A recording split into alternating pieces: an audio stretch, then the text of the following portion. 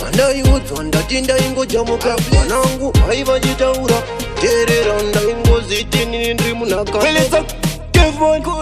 kule zile unogona kutongo zituri kuze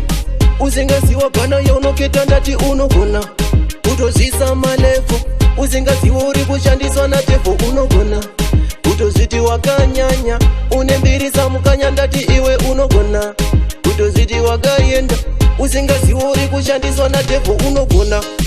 kudanana nehure uzingaziwe kuti kudanana nehure unogona kupfeka hembe dzisina kukupita uchitogaya kuti pamwe dzakakupita unogona kutozviona uri kumberi uzingaziwe kuti hauna yaunoketa unogona kushora wamwe wako iwe uri wesi ndati rega ndikulene kuti unogona kutongozviti uri kuse uzingaziwa pana yaunoketa ndati unogona kutozvisa malefu uzingaziwa uri kushandiswa na tefu unogona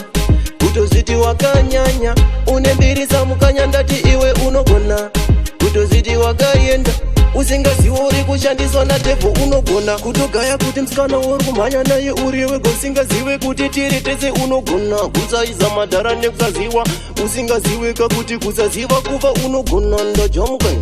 ndabuka vatipire ndiri kugwina vanenge tabuka ndajamuka ndapindira vatipire unonza maungira goma richingobata endevodze ndakajamuka kuti unogona kutongozviti uri kuse usingaziwa pana yaunoketa ndati unogona kutozvisa malefu usingaziwa uri kushandiswa na tefu unogona kutozviti wakanyanya unembiri samukanya ndati iwe unogona kutozviti wakayenda usingaziwa uri kushandiswa na tefu unogona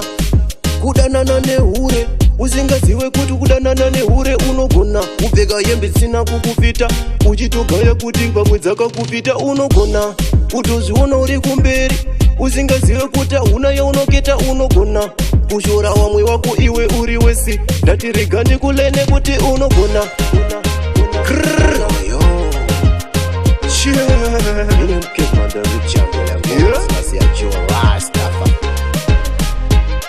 kutozviti wakanyanya kutozviti wakayenda unogona kutogaya kuti msikana uri kumhanya naye uri wega usingaziwe kuti tiri tese unogona kusaiza madhara nekusaziwa usingaziweka kuti kusaziva kuva unogona ndajamuka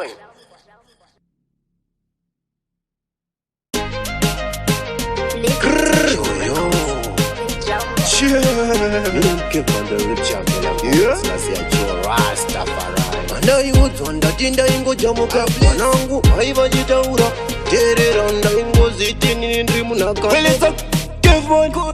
kule zile unogona kutongo zviti uri kuse usingaziwa pana yaunoketa ndati unogona